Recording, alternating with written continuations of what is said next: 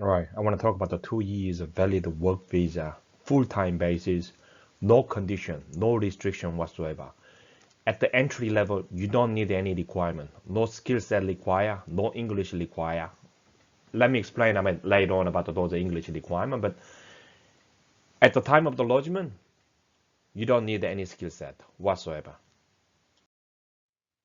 187 is about to get closed by 16th of the November this year, and we're gonna take advantage on the loophole. All right, this is the procedure. First of all, applicant must come to Australia with the subclass 600. I understand about the one of the you probably came from the in living in the country like one of the high risk country list. I fully understand it.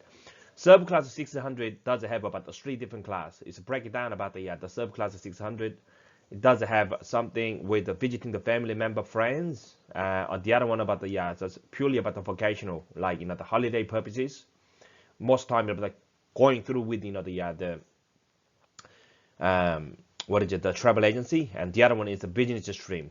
Okay, I will come back to you about this area, but it's cut the long story short. The coming to the country with the 600 first, and then through my channel, you're gonna apply for the 187. 187 current pipeline. The waiting period is up to, look at it, over 90% plus is all about the 23 months minimum.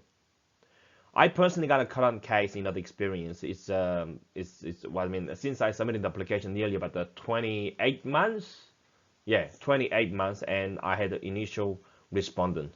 So this is the key facts. This is where we're gonna take advantage on the current situation, which is what I'm gonna do once applicant arrived in here with the 600. I'm gonna switch to about the day condition because of the 600 doesn't allow them to do the work because it's a restriction in there because of the visitor visa. Once when I change about their visa condition, yes they can. And while they're waiting for the all this time, which is minimum, even official, the government say about 23 months, but I personally got experience about up to 28 months plus. So while you're waiting on all this, processing time, you do have unrestricted work permit, and you also have about the valid visa. This is the minimum wage is sort of the table chart. I'm sure you can find it from the Google.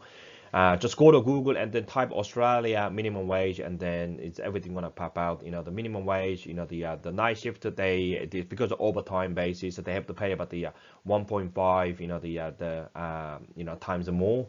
Average about the minimum wage about the 18 bucks 93 cents per hour. Let's make it about 19 bucks to make it easier to calculate it. And then if it was about the Saturday Sunday, it's a lot more. It's even it's everything in here very much. So what I'm trying to say about if it's just Sunday rate basis, it can be up to about the 56 bucks 79 cent an hour.